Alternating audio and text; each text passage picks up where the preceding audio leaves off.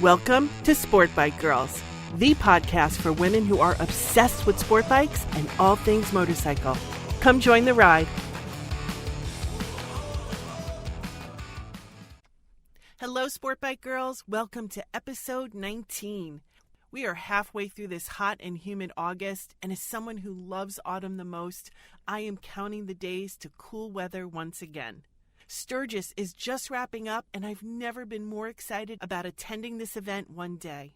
Watching the videos, reading the posts of all the incredible events that took place there, and the great riding opportunities in the surrounding areas has really motivated me to get on that bike even more. And I love that so many women were there participating, with even more events and more vendors geared towards them and their interests than ever before. This week, my guests are the two biker girls behind the YouTube channel Moto Babes Co, Audrey and Dalia. These Harley women are both co-workers and friends, and just a few months ago launched their new channel dedicated to reviewing the best of women's moto gear. Both women want to bring attention to the businesses that are catering to women's riding needs. As female riders, we demand style, functionality, quality, and safety. It may be a tall order, but the best brands are already out there doing this. But many women entrepreneurs are stepping up and helping to fill the wide gap between men and women's gear in both quality and selection. Women are the most powerful buying influence in nearly every consumer market, and brands would be wise to pay attention. We're going to talk about a few of those brands today, but I hope you'll take a moment to check out their terrific channel, subscribe, and like your favorite videos. Their 5th video uploads today, Saturday the 15th, so please be sure to watch. Audrey and Dalia share their knowledge and insights on helmets, riding shoes, and everything in between. Stay tuned for our chat and learn more about these two hardworking women and hear their own personal moto stories. Hey, Sport Bike Girls, thank you so much for being here. It is episode 19. I cannot believe it. It is already August, and we're just plugging along through this hot, miserable, brutal summer. I am so thrilled to have two Moto Babes here today. This is Dalia and Audrey from Moto Babes Co. We're going to be talking about their super cool new YouTube channel where they focus on reviewing women's moto gear. I'm just so thrilled to have them here. Thank you guys so much for being here. How are you? Oh, great. Yeah. Thanks for having us. Yeah. Thank you. Oh, I'm so happy you're here. Thank you. I love our friends, your coworkers. You both work in healthcare, as do I. Those are our day jobs. They met working at a hospital together. And I just, we found each other on Instagram, and I so love their vibe and their energy and all the cool videos that they make. And we're going to be talking all about this new channel and what they've done. And they ride in the Pacific Northwest. They're both from Portland, Oregon, right? Do you both live in the city or kind of like in the suburbs? Suburbs. Okay, so you're like right outside the main city there. Yeah. I'm going to let them introduce themselves. So please, guys, say hi. And let's start with bragging about your current rides. Oh, okay. Yeah. Oh, yeah. Hit it. Yeah. So I live in Forest Grove, Oregon, which is about 40 minutes from Portland. Started riding in February. Got the bike in February, started riding in March. Wow. Work in healthcare. So we're together all the time, and she rode, and my husband, started riding, and, had a Rebel 500 and whole big thing with that too, and how that all worked out. But, learned with the both of them, we had the bike, and, I couldn't actually ride it straight away because I was getting my endorsement. Okay. So after I'd gotten it, my husband, who's a pilot, he had left. So Audrey that way. So anyways, he had to leave. And so Audrey was there the 2 days following, and she gave me the driveway lesson, and I started riding, and it's been great ever since. So wait, am I understanding right? Is that March of this year? Yeah. Yeah. Oh my goodness. Okay. Wow. That's fantastic. Look, I can't even believe how much you've accomplished in such a short period of time. That is, wow. Yeah. It's been a crazy ride for sure. It's been amazing, like transcending in a lot of ways too. So it's been a great impact in my life, and I'm 41. So, it's like a whole thing, Yeah. So gosh. Yeah. Audrey, tell us about your current bike and what's going on. How long have you been riding? Yeah, so I grew up in small town Idaho, so I did a lot of dirt biking and just in general, if anybody had anything with two wheels or three wheels, sometimes four wheels, we just went out the back roads and tore it up. So just a lot of dirt biking, more off-road stuff, and then almost actually over 3 years ago, I got my first street bike, which is a 2020 Harley Davidson Iron 1200. And so, yeah, been riding that ever since. That is really cool. Dahlia, what motivated you to even learn in the first place? Was it your husband who inspired you, your friends? Like, did you grow up wanting to ride? Quite the opposite. Like I had my early 20s experience getting on a friend's 250 Ninja and like, and then like the bike not getting away from me, held on to it. But that was my real first experience. My brother rode, but I was really young. I've always just been mesmerized with the culture. Going into my own too, growing up in Florida and then coming to Portland, like there's this feminine vibe. There's this like bikes look great. Like they're just sexy machines. And then, just growing into my own too, being the age I am and becoming the person who I always was, I guess. But anywho, yes. But it was just amazing to see Audrey, be with the community, ride her bike, seeing this tiny thing on like a big old Harley, And then my husband, I kind of pushed him to ride dirt bikes. And so he got a bike. And then it was just like a couple days after, I was like, wait a minute. Like my husband and my best friend rides. I just feel like this should be a thing. And it felt amazing. Like he was waiting to sign up for his bike and I was sitting there in all of them. And I sat on the Rebel 500 and it was pretty much 2 days later. Yeah. But that's not the Harley that you just recently bought, right? That was the Honda Rebel. Yeah, that's what you started on. And then you just treated yourself to a gorgeous new Harley. Yeah, she's 2020. She's exactly like Audrey's bike. Oh, wow. They look in different colors and it just kind of worked out amazingly. But it was after, progressing in my writing, going longer distances, starting to meet up with writing groups, especially at the 503. My first real ride with them, they're great. They're great guys, but they ride a certain way. And so I just had my Rebel 500 that day and I was able to keep up, and it was amazing for me to feel that for myself. Amazing for me to know that my bike could keep up with a bunch of like crazy ass Harleys. Those videos are amazing. Yeah, popping wheelies. And so there were so many like firsts and so many things that I had found out about myself in that ride that I also felt like I just needed a bigger bike because it was hard to keep up. I did, but old bike girl, struggled. Old girl, rode just a little differently after that ride. So, and it was honestly the bike too. Audrey, was a friend of ours that's with the 503.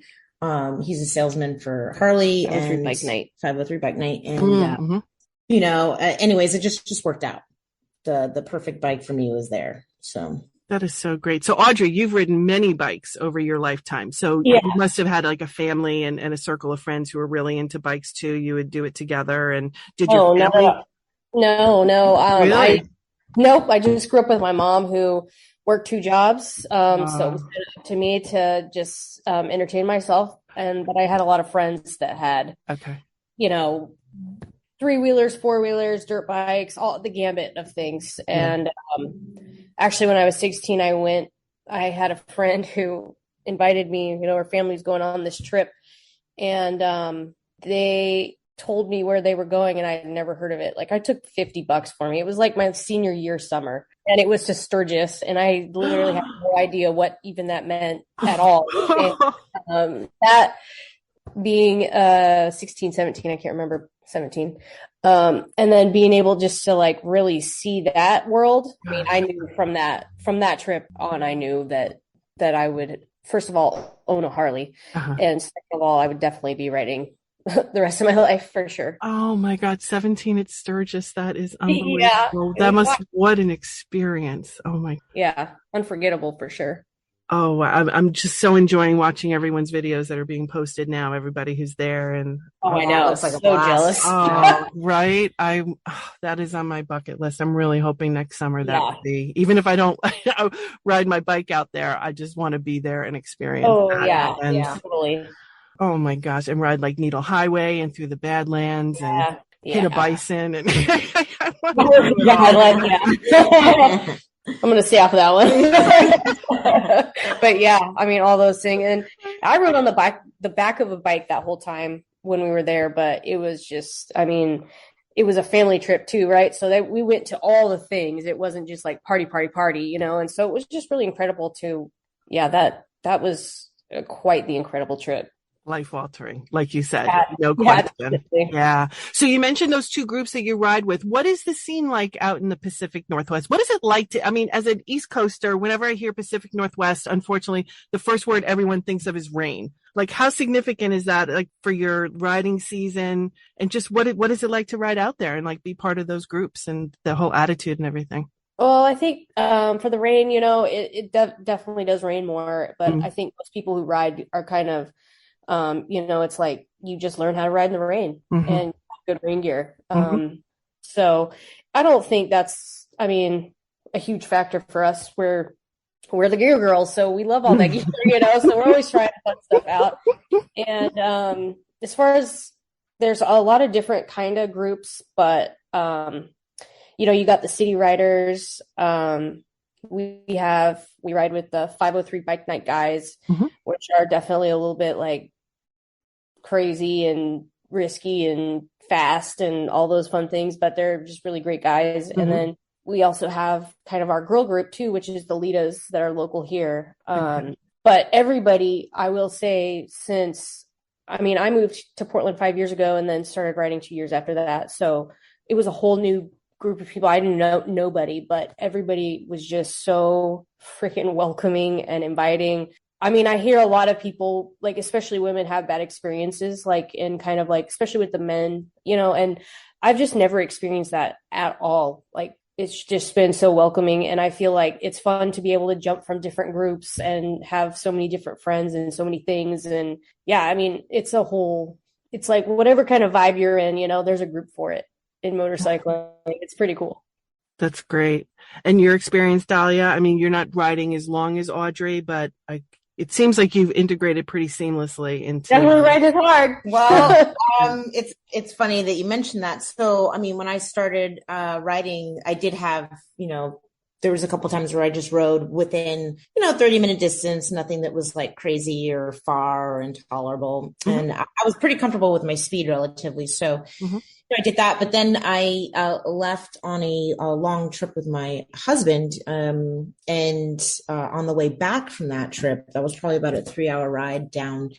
I was in central Oregon, Devil's Punch Bowl, and I had to take 101 to 8 back home. And that was the windy part of 8, the more like very scenic route. And it just downward.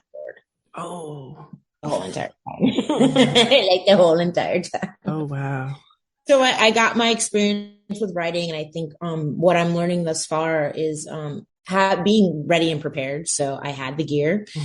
And then depending on where you are in your riding, just being able to kind of just do the uncomfortable relatively, And so for me, the riding scene here has been a huge amount of, my husband and Audrey. So it's been like family. Being with the Litas and the 503, that's just like a whole other amazing community here in Portland that has been great. So gear. Knowing that if you can be a fair weather rider, but I think there's nothing cooler than riding in the rain with your nice, at wild leather coat, completely devoid of getting wet and comfortable. Opposed to 90, 100, 103 degree temperature where. Yeah, I would take rain over the heat any day. Yes. I mean, that's a large part why I decided to postpone my MSF course, because I really suffer in the heat, and the thought of being out there for 2 days, and we've had a pretty brutal summer here, and being in 2 days out in the sun in full gear, I die of heat stroke. There's just no question. Terrible. We had a 103 day here a couple of days ago, and gosh, I rode in our mesh shirt, our Out Wild mesh shirt, and we just soak it, But from about 25 minutes away, and like halfway through that, the shirt was completely dried out. Yeah. And I have a performance exhaust, and the heat off of that thing just was pumping on my leg. Yeah, it was miserable. I hate it. I hate that kind of riding. No, that is not fun at all. But I would think that learning to ride well in the rain, that requires a whole set of, skills, riding skills, braking, different techniques, just, for your own safety. It's, like driving a car. Obviously, you need to learn certain skills to drive safely in the ice and the snow, but that's got to be a little scary on a bike on really wet, slick roads. Yeah. I mean, I think when I learned, I started riding in rainy season, and so really nobody kind of told me anything, and I rode before I got my endorsement only because I knew how to ride, and so pretty much it was just like me like messing around, like, okay, I'm gonna go on the street and like stop real quick just to kind of see how slick it is and like go forth, but I just kind of winged it a lot of the times. Like trial and error. What felt comfortable to me, driving at a speed that felt comfortable to me, like being a little bit extra more aware of like what's around me and like my outs when I'm next to cars, visibility, but really those anytime. No, that's good to know. Please. Oh, no. I just think that's kind of like the beauty of being a motorcyclist, right? So, I mean, everyone chooses to ride for whatever reason and has their own circumstance, but I think learning how to, just integrating how you're riding with something that, like a motorcycle, and progressing and seeing like yourself moving forward in certain things. It's like part of the thing of it being super personal as far as being, motorcycling, for me at least. Yeah. I mean, everybody has their thing, because I get a kick out of doing 80 now, 90 miles an hour. Yeah.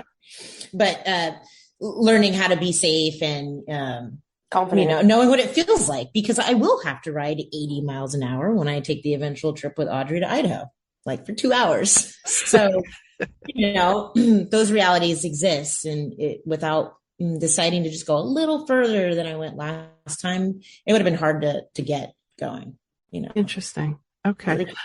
I'm always telling her, because we have our speakers linked up, our intercom system, so we're just yakking in each other's ears.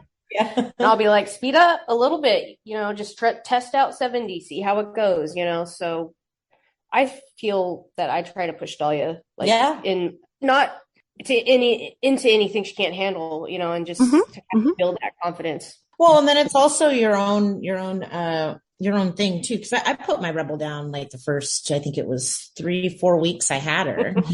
I had, I'm sorry for not being able to remember the term, but it was like, I was just object fixation. I was doing like, 15 miles an hour or less than that. I was just taking a turn. It wasn't a sharp turn. I didn't think I was going fast. My husband, who was behind me, by the way, didn't think I was going that fast. Anyhow, I just slid her right into a ditch. Oh my. Okay. Yeah. Just enough to like kind of bend the right side. So my handlebar was bent.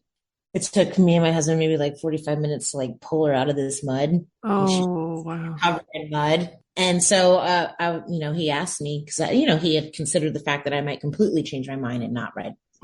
Which, I mean, motorcycling is your own personal thing. So at that point, if I would have made that decision to never ride, that would have been based on having an accident not too shortly after I got to take things. So, but obviously I didn't choose that.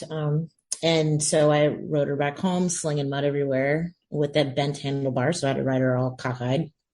I wasn't very far. So, and brought her in. When my husband fixed the forks, brought her in to the dealership and got her fixed. The bikes are fixable, people not so much. And I think this is great kind of way to transition into the YouTube channel and what you're doing and your focus on quality, safe women's moto gear. There certainly seems to me the women are far more interested and more demanding of really good quality. I mean, you got your sport bike guys who want the full leathers and, the most expensive gear to ride around and kind of like to show off in. But on a daily basis, particularly like here in a state like Connecticut, there's no helmet laws.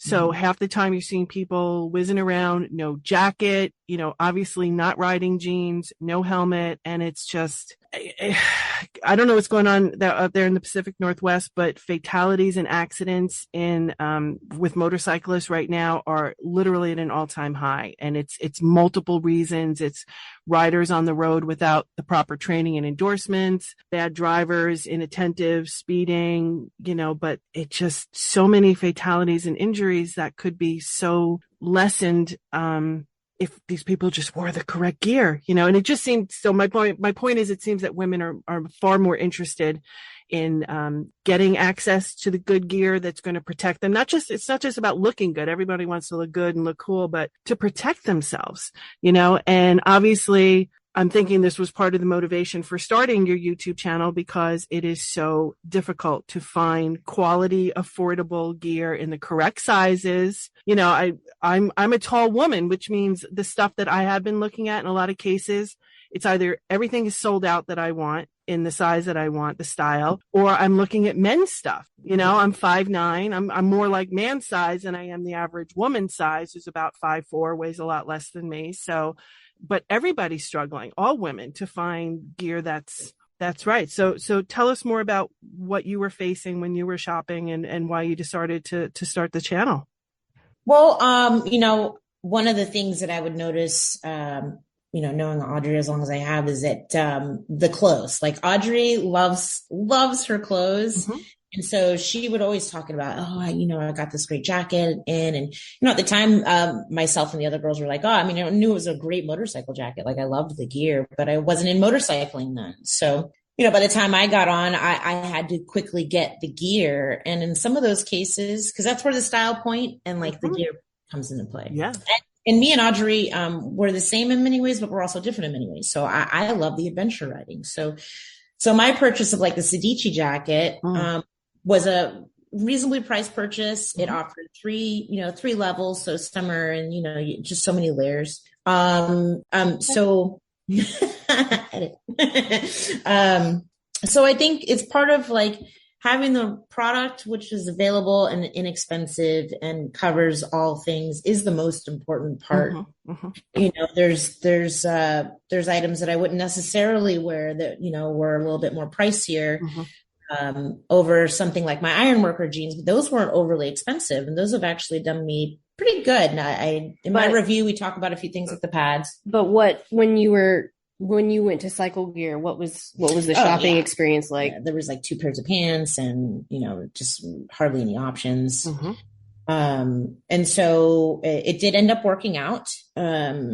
And so as far as cross point and still being effective, that was great. But my Moto, which are a beautiful pair of jeans, like I love them. They're amazing. I wouldn't necessarily wear them in the hottest of heats, which is where my ironworkers come into play. They're a little thinner, and they just seem more like a jean.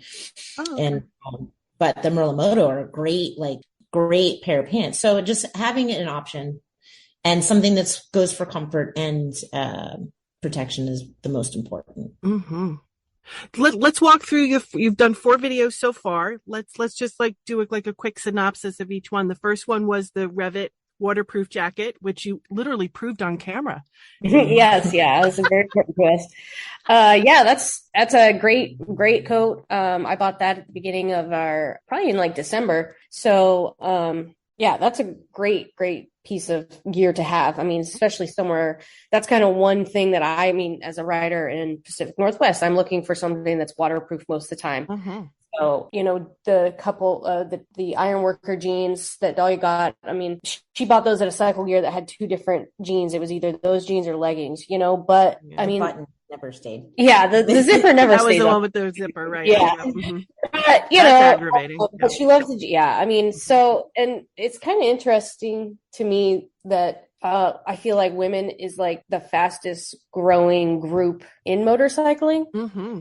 And then also younger people also are really fast, but it's the motorcycle gear hasn't really caught up with what's happening in the motorcycle world. And so fortunately, there's a bunch of really great small businesses and a lot of women-owned small businesses that are making, just killer freaking gear. And I know, one of our friends is a new rider now, and I sent her some options, and she did comment on price. And I will say, these small businesses, it is more of a cost, but I mean, to me, I look at it as, I want something quality that's going to protect me, and also that it keeps me looking cool too. Like the fashion part of motorcycling is, I mean, unfortunately for me, a really important part, and, I want to look cool, and I also want to be protected. So, and if you're going to invest that kind of money, you want it to last more than one season. For sure. And, it's just, it boggles my mind,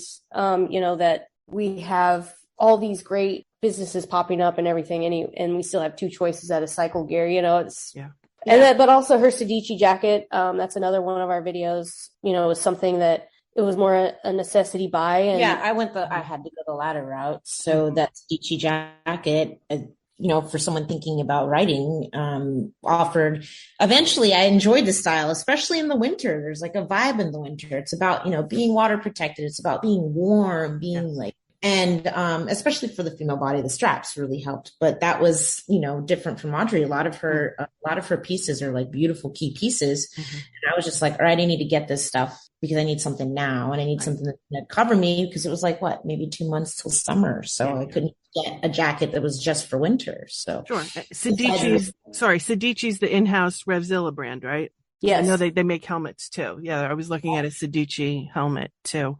Their Sedici stuff is very high rated too. I mean, that Sedici coat that Dahlia has, I mean, that's not really something like I would wear, but after watching her, videoing the reviewing and of it and watching her riding in it, I mean, it's pretty stand-up coat, and it makes me like kind of question like my own style of like, oh, well, maybe I could wear something like that, because that was the coat I was wearing on my long trip and I was not wet at all. Wow. Okay. And I was able to take out the layers because earlier that weekend it was like hot on the 101. Okay. So I had to like switch it out, and there was a versatility in that one piece that, it's not the cheapest piece in the whole wide world, obviously. Definitely not the most expensive though. Definitely not the most expensive. It does a really good job. And then I haven't actually tested this, but the D30 should be able to be interchangeable with that coat. But notice that some of the pockets and some of our items don't actually. The sizing is different for protection pockets depending on. That's where you can put the armor into your jacket. Yeah. Interesting. So of your 4 videos, you reviewed 2 jackets and 2 pairs of riding jeans. What do you recommend to women when they're looking for riding a pair of jeans? Recommend Kevlar blend? Should they have padding or armor in them? What are your like go-to necessities when you're looking at some riding jeans? For me, riding jeans, for sure, Kevlar at the very least, and have an option for protection, if not, having the protection in, or, a lot of jeans will come with riding jeans or pants will come with knee protection, but not hip protection. I personally do not wear hip protection. And I do have our riding culture jeans. They did come with knee protection, but I don't wear them, but they are Kevlar. So I think, I guess for me, and I'm so bad. I grew up, I'm not a huge gear person in my younger years of writing things. Okay. So it's for me. And that's why I like to really shop for stuff, because it's, it's like, oh, you can look cool on a motorcycle with like protective gear now. When I was younger, it wasn't that, it was like the only girl stuff. It was the pink it and shrink it. It was like whatever men's version there was, they just threw it pink and it was like, there you go. And I've never been that type of girl. So it is okay. Like that Aqua jersey. Like, I wore it underneath one of my favorite She Wolf Moto shirts. Yeah. I wore that underneath, and I was like looking at myself in the mirror, and I had the shoulders, and I looked like I was wearing motorcycle gear, and I was like, yeah, that looked really, really amazing. Yeah, and so it is. I think maybe that's something I provide Audrey, is that other thing, because I do want to. There are things that I have always worn. Like I had the first pair of riding shoes. Actually, that was me. Yeah, but they were bought out of necessity. I didn't have options. They're great. They've ended up being my stable right now, which was lucky for me. But that was it. And what brand are those? Those are TCX. TCX. Oh, nice. Okay, very nice. Yeah, they're very advanced. You did a really cool video on Instagram. It wasn't one of your YouTube videos where was that what you were referring to? Was that black, very fitted top that had the armor built in and you literally soaked it in water to put it on to help keep you cool? That was amazing. Yeah. Cause I know a lot of people like to, not that it's not justified because I totally feel it, but riding in the heat, you know, oh, I can't wear my gear. I'm very guilty of that. That Dahlia's like always nagging at me because I will ride in literally a crop top.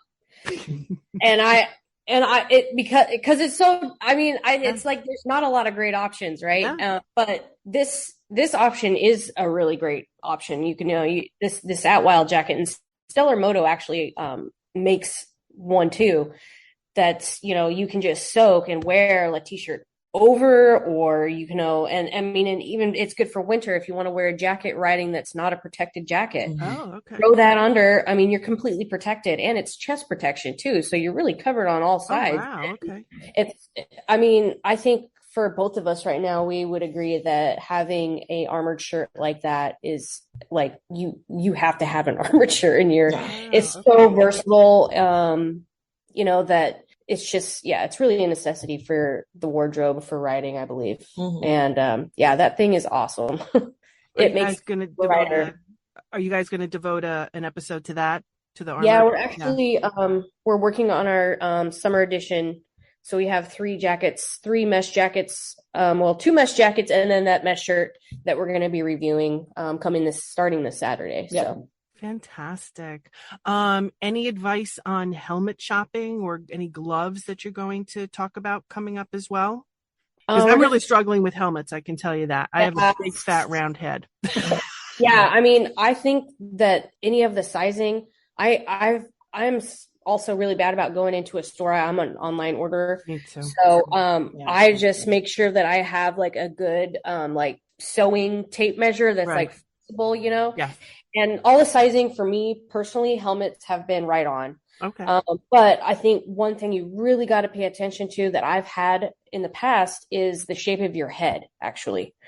And making sure if you're, round or oval or intermediate oval or whatever, because that can really affect the fit and the ride, really, and the protection if it's not correct fitting, and I know a lot of people don't like the squishy face thing, but if you get hit, these days, by a Tesla, let's say, that you want that helmet to stay on your head, I've bought helmets that were round, and I have an intermediate oval head, and I bought the helmet just because I like the look, and now I never wear that damn helmet because it does not fit great, So I think that's using the sizing guides online, I think are pretty right on and universal for all helmets, but it's really the shape of your head that's going to matter. Yeah, for sure. Yeah. And I get a little claustrophobic. So, yes, I want something tight and, not tight, but well fitting and is gripping my head and not sliding around. But then after a few minutes, I'm like, I got to take this off. I can't breathe. It sounds like you might need a modular helmet that you can just flip up when you need that time. I think I might. I was really, I don't know. I feel like as a beginner, I should go for the full face and everything. But yeah, if I'm going to have a panic attack after 5 minutes. Yeah. We both wear modulars actually. And they're not, because they do have breaking points because of that piece that moves. Yeah. But I have like a Shoei, which is one of the top rated helmets. And I have regular full face, and it's hard for me to wear those because I'm just so used to being able to and when it's hot at a stoplight, throwing my helmet up so I can get some air on my face. Yes. Yes. Dahlia, what brand is your helmet?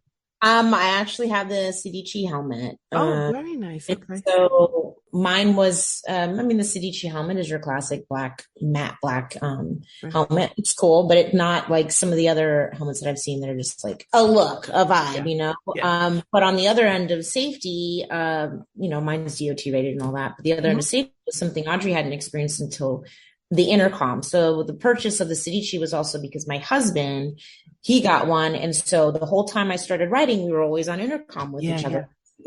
Actually a great safety measure. I know it's not feasible for everybody, to have the, intercoms because it's usually bought separately or your helmet. And they're spendy. And they're spendy. But that was another element of safety that I think really helped me as a new writer, writing with people, because most say writing alone, not in groups, not that, even the three of us is like a group, but that's its own type of skill. But having the ability to talk and are you going to lead? Are you going to go? Or were we? That was pretty cool. So I definitely like that. Yeah, I definitely like that option. So. So what was the conversation like when the two of you sat down and said, hey, let's start a YouTube channel? Like, what prompted it? What was the conversation? How did it all, what sparked it? So Dahlia and I are working with our favorite surgeon in surgery.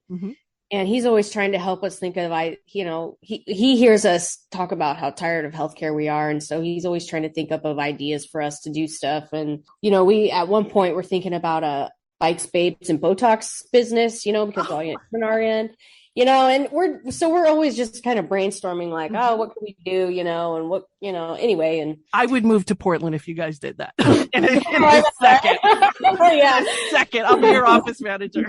Yeah, I know, right? Yeah. And he was like, you guys should do like YouTube reviews, and like, as soon as he said that, like me and Dahlia just like locked eyes and we were like, what have we been doing with our lives? Like, obviously, definitely an aha moment. Like this, like and especially for me, because I work a lot of calls so I can support my shopping habit. I love to buy gear, and I have multiples of all sorts of things that I don't need, but I love it. So we had everything, all the elements we needed were already there, and it was just about pulling it together to make a video, a YouTube review on it. And I mean, if people will watch like kids playing video games, I'm like, okay, we can freaking do this, Sure. Yeah.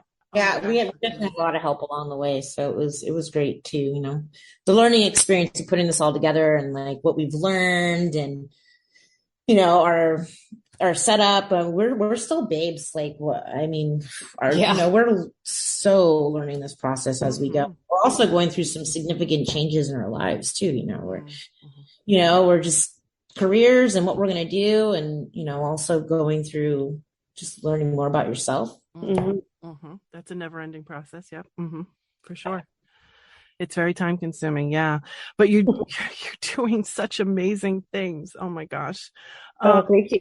But like, tell us about the process. Like who's, I know you guys alternate like between like who's kind of hosting the episode, you can say. Like how are you filming it? How did you learn to edit it? I mean, video editing is not easy, and to upload it's really not. I think it's much harder than just the audio that I do for the podcasting. I truly believe that. I mean, there's so much more to it. So like, how did you take that on? Like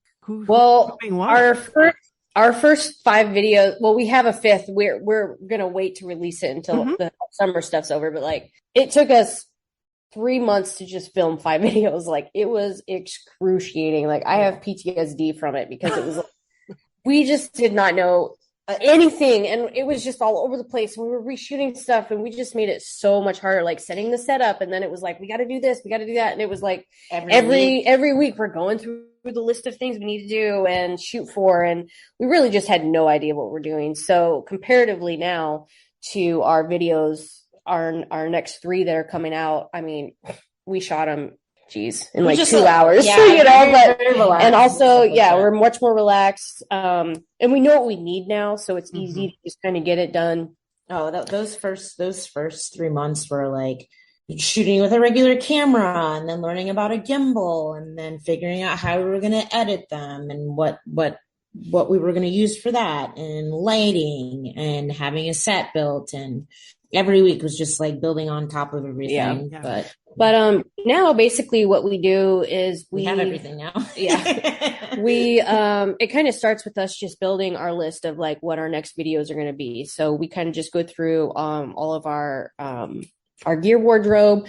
And, like we had another video lined up, but it's summer and we're getting these mesh coats. Like, let's throw that in there, like that's, something that's relevant to the season. And so basically we do our intro shoots, which is just basically like, hey, Moto Babes, this is Audrey. And today we're going to be doing, going over this. And so once we have that, then we do, we actually record our specs, all the specs information on the coats, just like on a video recorder. Okay. On a handy cam. And so then, and then we get our B-roll stuff, which is like just us out in the wild wearing that gear, which we layer on top of those specs. Yeah.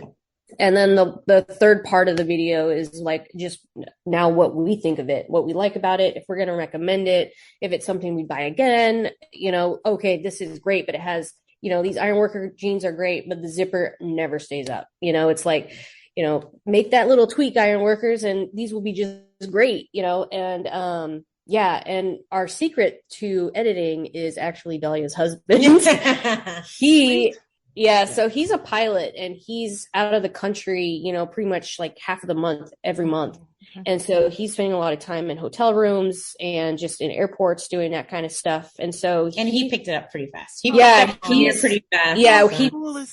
doing classes for us. And so he does all of our editing. Basically what we do is we record everything, video everything, and then we shoot it to a drive, and he just goes to town with that. And so that whole process of getting to what she just explained. Oh man, it was hell. Yeah. It was rough, but we're getting in more of a rhythm now, which is great. And we're not trying to, I mean, those first 3 months, it was so just stress. It was like, we got to get this off the ground and, you know, and all these things, but you know, we have our LLC now and we're making nice. Yeah. You know, we're making That's serious. Things are serious now. Yeah. We're hella serious with this. Like we want this to be something for people who are, I mean, for women or identifying who want to find out about something before spending money on, you know, a $500 At Wild leather coat. I mean, that's a purchase, you know, and I wish I knew. I mean, my first At Wild coat, I bought it too small. And, you know, so it's just really the things that I've been thinking I wish I had. That's what we're doing. Got it. Yeah, I mean, for women, I mean, not only does it have to look great, because women want to look great, and as they should, but this potentially is going to save your life. So I mean, it's a tall order for a piece of clothing, but it can be done. We know it can be done. It's been done for men for decades and decades, and there's no reason why these manufacturers can't do this for women. Well, and that's what's really, I mean, I don't know why it's not bigger, because, you know, women, I mean, for me, you know, I'm going to spend money on gear, and I think women are, if they're into something, like they'll drop the money on it. Absolutely. You know, so it's so weird to me. I mean, I was at a motorcycle show once, and this guy, man, he had such beautiful gear. He was from New York, actually. And, you know, I was like, do you have any women's stuff? And he said, no, it's too hard to size women's stuff. I don't make women's stuff. And I was just like, holy shit. Like, are you an idiot, dude? Like, you know, I mean, and what's even funnier to me is a lot of businesses that do, you know, bigger businesses that do women's gear. It's, you know, it's like I said, it's the pink it and shrink it situation. And it's like, you know how well you would do if you actually, like, you know, put time, I mean, stayed up to date with women's fashion and, like, you know, what women are wearing now, and like melch that, you know, I mean, I swear to God, if they made a Dickies pant that was a motorcycle pant, I would just die. I'd wear those pants every day, you know? So it's like, come on, people, like, I'm here. I will drop the money. Like, give me that gear, you know? They are so lagging behind. What do you think needs to change the most? Is it that brands need to wake up and start catering to women, or do you want to see more women out there starting their own brands, or both?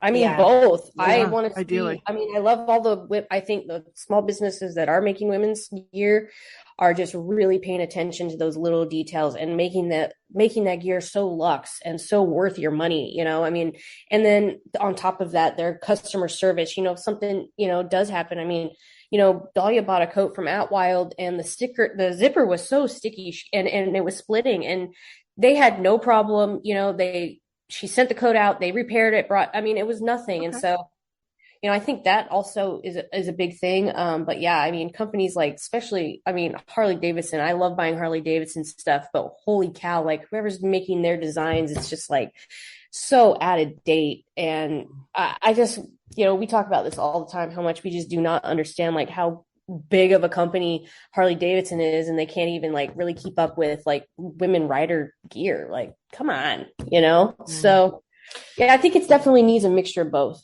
I definitely think, as far as, because me and Audrey share the same opinion as far as like the soul of going out there and helping women, helping myself, helping women find the best thing for them. Mm-hmm.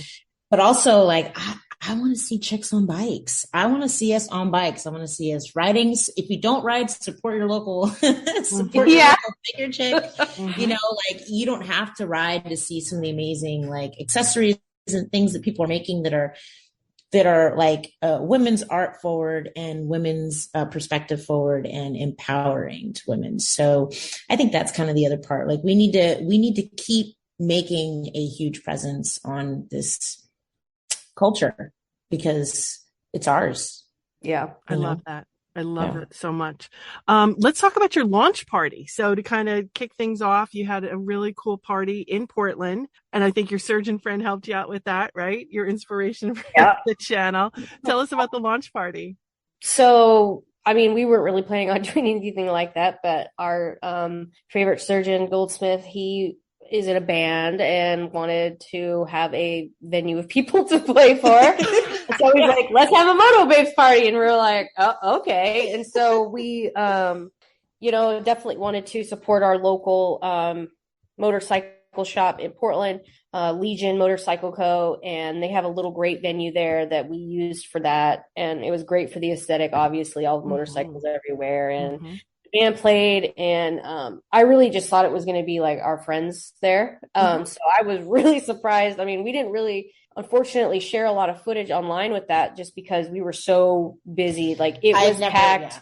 I mean, I didn't even have time to look at my phone. I was being pulled like every which way to talk to people, and I loved it. Like, it was so great. We met so many like amazing, like new writers, older writers. Like, I mean, just the gambit of people. It was really just incredible. And then also hearing the feedback of like, when's the next one? It's just, wow. It was really fun and great. We had a tattoo artist there giving out tattoos. Right. We had vendors. Like, it was awesome. Even though the band was like, it was their first show and they were a little rocky at first, it was great. People loved it, Well, and one of the lead singers for the band was Audrey's husband, Bryce. Yes. So. Yes. Oh, wow. Well, next time you hire a videographer to film for you, so you don't have to be worried about those things. We have her husband. He in editing. We're gonna post a cool video of the actual party so people can actually see. Oh, fantastic. Oh, great. Oh, great. Yeah, no, from what I heard about it, it sounded like a huge success. So good for you. And you guys created some of your own merch so people can get Moto Babes, sorry, t-shirts and stuff, right? And stickers and that was important for me just because, I mean, as a business, we're not making money. And not that we're doing the shirts just because we make money. I mean, I just love designing them. Yeah. That's fun for me. And we have a great local guy. Again, we try to do all, things local in our community, who does up all of our shirts. The Black Belt, he's been great to us and helping us, guiding us through that. Cause that's a whole other thing too, as part of, and so, yeah, we've just really had nothing but support from everybody and just being, it just feels so incredible and amazing. And it almost validating too, because it's like, okay, like people do need this, it's like, holy cow, okay, good, it was like, are people even going to watch these videos, but I think it's definitely something. Each one is just growing on itself. So that's wonderful to see. Yeah. I mean, since the beginning, up until now, it's the whole process to get here and still having things from the beginning that are, I mean, I don't know. It just makes sense now. It makes sense because we don't know what we're doing. We didn't know what we're doing, and getting all those pieces together now, being here says a lot to just like an individual or people or your community deciding to do something and just kind of like figuring it out. Yeah. And enjoying the process of continuing. I mean, we're working hard for it, and I appreciate that. I mean, I don't think anything should just be, given. And so even though it's been hard and frustrating and like stressful and happy, I mean, all the gamut of emotions, really, I mean, it's very just satisfying to know that like we are doing this, like we're doing this, and it's just been, I think both of us kind of needed something in our lives, that wasn't just like, oh, we go to work and then like, we go home and, we just needed something in our lives. And I think this is personally for me, just really given me that and like something that I really want to work for. Mm-hmm. I absolutely relate. I really feel the same way about my podcast. So, but you guys you've absolutely filled a niche and you are doing so incredible. And I can just see the subscribers are growing with each episode and the likes and the comments. And it's so great to see. And obviously so much work is going into it. So I do not want you to stop. You cannot stop. And I know you don't want to.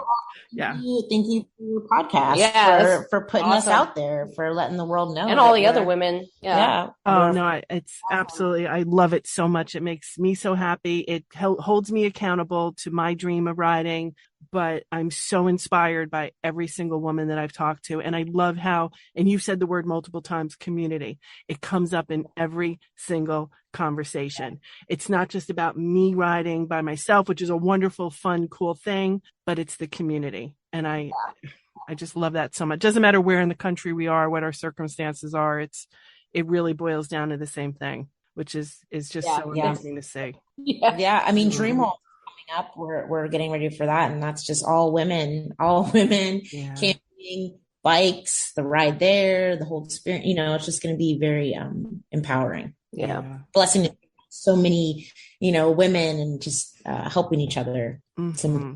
So long-term goals, besides continuing to make these incredible videos, any long-term dreams or plans for Moto Babes Co? Want to share? Yeah. So our absolute dream goal is to have a brick and mortar where, to have a space where we can sell all this amazing gear, not have one or two choices. We want all the choices. Mm-hmm. You want to come buy a coat, try on 10 different coats, find the one that you really love. Oh my God. And then we also want that space to have an area that like groups, 503 bike night can come by one night. We do Alita's night, Alita's happy hour, or just a space for women to be and meet other women riders and just have a safe space to be, I think is really important to us. And so that's our end goal for sure. That's amazing. What other kind of products are you ever going to get into like actual bike reviews for women, or you just want to stick with the moto gear? We're up for anything. Nice. If we get that opportunity, I don't think either of us would say no. Yeah. I mean, part of learning and getting that, upgrading my bike was the day I rode many different bikes and did that for the first time. I had never ridden any other bike but my own. Mm-hmm. And then I rode Audrey's for a small stint the day before, but getting on different bikes and stuff like that. And I think, and also for like winter, we plan on doing. We have the most. I call him my moto dad because he's just like this older guy. He's actually the husband of our charge nurse, but he's been in the moto world for so long, and he's a wonderful, wonderful mechanic. And he allows me to come to his shop where he doesn't just do things for me. Like he'll explain and then he says, okay, so do it. And we definitely plan on using him as a resource to do some modifications on our bikes for wintertime. So we don't really just start kind of branching out into other things. I mean, because, we posted a reel today. It's important also for us. And we hope other women to know your bike and be able to at least do basic, maintenances and troubleshooting, when you're out there on the road. Very, very important. So we want to incorporate that in our videos for our downtime in the winter. Oh, wow. Yeah. Like some basic wrenching skills. And yes, that is phenomenal. On a personal level, you guys, do you have any dream rides, any places in the country you've never been that you'd love to go? What are your personal riding goals? I personally just want to ride up through California. I want to go to Joshua Tree. I want to go to a Babes Ride Out, Death Valley. I just want to do a whole California. Mm-hmm. I love California, and and also I would love to do Yellowstone too on my bike. Nice. And Utah. I have a huge list. Yeah. That's amazing. That's great. You, Dahlia? It'd be hard to say one space, with Audrey and then with my husband, just locally, relatively on one on that big trip. Like, I don't know if I have a certain ride. I think all the rides for me have been another stepping stone. So when I took that was like my longest ride overnight with stuff packed. And so I think that's part of the element for me too. But if I had to pick one, it would probably be to maybe by that point have like a really nice adventure bike and take a camping trip in Utah. Yeah. I want to do that with my Harley currently, but you know, my husband, he got the Pan America. And so I've always, that's the cool thing about me and Audrey. The dynamic is like, I've always had an affinity for the, you know, Africa Twin, like being able to in the middle of nowhere and the actual riding gear, like very functional, very effective riding gear. And yeah, that would be something cool. Of course, riding through California. I mean, going to Daytona or Sturgis or Wyoming or Idaho. Or Moto Babes Co 2024. That's our plan. Oh my gosh. Yeah. I've been to Joshua Tree and I would die to go back on a bike. That would be incredible. It's amazing. Yeah. I just love that area so much. Oh, that's so great. Oh, well, you know, I wanted to thank all of your listeners for being involved in the community and just inspiring and being inspired. Thank you. It's really been the greatest part of doing this podcast for me is the women that I've met, the things we've gotten to talk about, and just to know that there are women who kind of think and feel the same way that I do. It's really reassuring and I don't feel so crazy sometimes. No, never. No. But thank you for saying that. Let me just ask you guys before we sign off. So you guys are creating all these great new t-shirts and other merch and stuff. How can people order them? Well, currently it's just through direct message. So just drop a little. Hit us in those DMs. Yeah, hit us in the DMs. We do have something new that we're kind of working on. Don't really want to. Sure. But just an opportunity for us to be creative and fun and see what happens. And so that's mostly the exciting part. So yeah. That's amazing. So that's yet another thing to look forward to, your brick and mortar store and then some other cool stuff brewing. That's really fantastic. Tomorrow's episode. So I think we're going to be having a double header here on Saturday. So you guys are dropping video number 5. I'm going to try and get the podcast up and streaming. So Saturday is going to be all about Moto Babes Co. So everyone has to go to your YouTube channel, watch video number 5, and then hop over to the podcast and hear the whole story. I love that. Yes, absolutely. Yeah. Fantastic. What time, Pacific time, are you guys dropping the video? 10 a.m. 10 a.m. So 1 Yeah, we do every other Saturday at 10 a.m. Oh, great. Okay. So that's been the hardest for me, keeping to a consistent schedule. So kudos to you guys. I am just so impressed with what you are doing. I mean, to me, doing a YouTube channel is whole other level. I mean, you guys are, not only taking the time to research and review the products, but you're creating these awesome videos. You got the intro, you've got your little studio set up there. It's so impressive. And I know you guys are going to be a huge success. I really do. Oh, thank you so much. Yeah, we really appreciate it. And thank you for the opportunity. Like I said, having us on this, and it's just really incredible getting this community of motorcyclists and then even better women motorcyclists together. I love that. I completely agree with you. Thank you so much. Thank you everyone for being here. Please visit their YouTube channel and follow them on Instagram and keep up to date with all the great stuff that is to come. Thank you, Dahlia. Thank you, Audrey. That's Moto Babes Co. Thank you. Woo-hoo! Thank you. Thanks. Have a great night, guys. Thank you. That's all for today. Thank you so much for being here. Please follow me on Instagram and Twitter at SportBikeGirls for a complete schedule of all upcoming episodes, as well as more information about all of my amazing guests. Have a great day.